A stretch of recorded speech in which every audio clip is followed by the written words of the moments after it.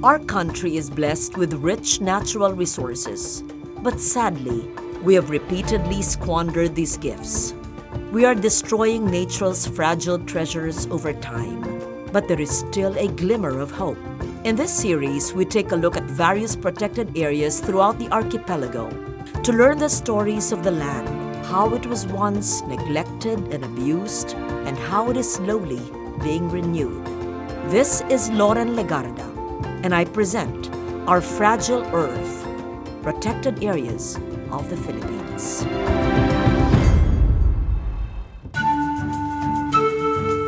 Palawan, a long and narrow island dotted with islets, coves, and powdery white sandy beaches, surrounded by spectacular limestone cliffs, and bestowed with a full mountain-to-sea ecosystem, with a community that is passionate in conserving and protecting the environment. Located 78 kilometers north of Palawan's city center is the Puerto Princesa Subterranean National Park, a 22,202-hectare terrestrial and marine protected area that offers sanctuary to 8 forest types and is a habitat for highly diverse coral species. Meron tayong almost 700 hectares of marine. Out of that numbers, meron tayong areas na no-take zone. Isa na ho dito ang nasa harap ng Central Park Station kung saan nandito tayo ngayon. No-take zone po itong mga area ito hanggang po doon sa underground river. Beneath the magnificent structure lies the centerpiece of this amazing natural architecture, an 8.21-kilometer section of the Cabayugan River that emerges into the waters of the West Philippine Sea. The river's lower half is brackish and is affected by tidal influence, making it a remarkable natural occurrence. The river's cavern is considered one of the most magnificent cave systems in the world.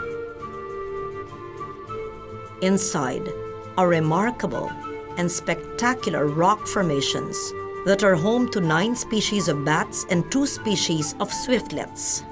Oh, very unique yung PPSRNP, no? Dahil sa lahat nga ng mga protected area sa buong Pilipinas, siya yung isa sa nataguriang World Heritage Site. At the same time, kakadeclare lamang ng 7 Wonders of Nature at yung pagiging Ramsar Wetland of International Importance. So sa lahat ng designation na to, yung parke na to yung sa tingin natin nakapag-create ng isang malaking identity na matatawag na pwede siyang ariin ng buong Pilipinas at ng buong mundo. With this new development in the underground river, especially when we discover the 21-million-year-old fossil.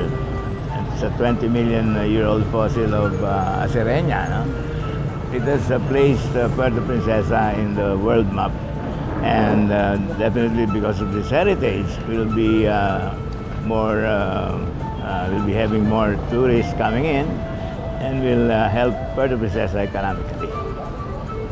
Filipinos have long known the wealth of nature on its shores, but with the inclusion of Puerto Princesa Subterranean River in the list of the new 7 Wonders of Nature, the city as well as a national park began to experience a tourism boom.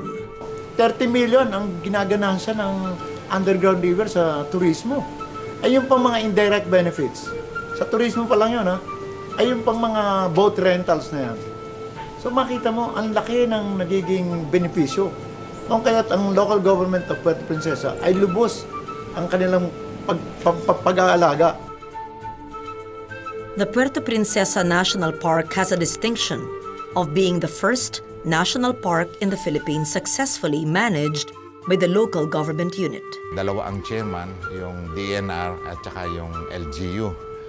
Co-chair yan. Tapos ang members niyan ay from the environment, DNR, Penro, Senro, tapos nandyan din yung PCSD kasi para sa environment at saka mga NGOs, yung mga political leaders nung 4 na barangay na covered nung park, pati ng mga tribal heads na nakatira dyan sa loob ng park na yan.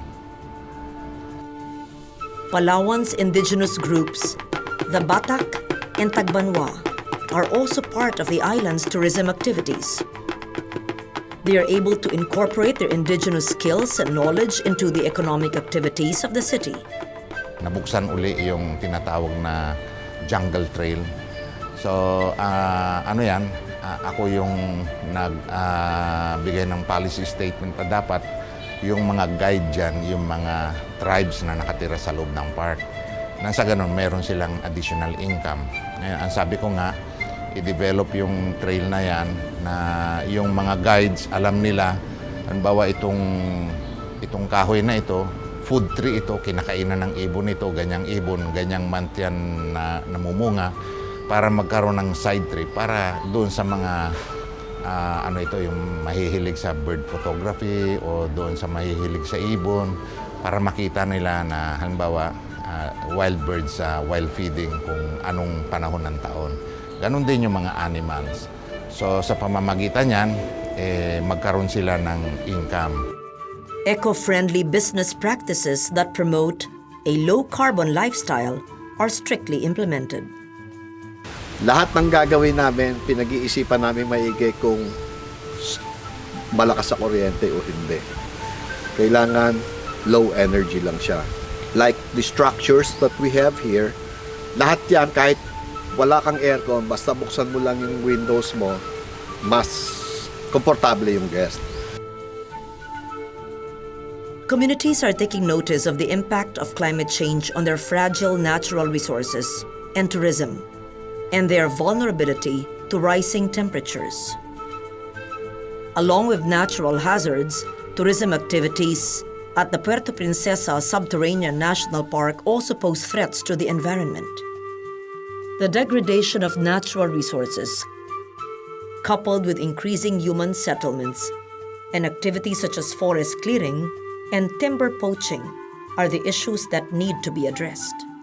In the coming years, the city of Puerto Princesa could progress from a small paradise community into one of the world's most important havens of investments in the world. As early as now, we have to envision the kind of development that will sustain this God-given gift. As we reap the blessings of nature, let us remember that nature has its own laws that we need to follow.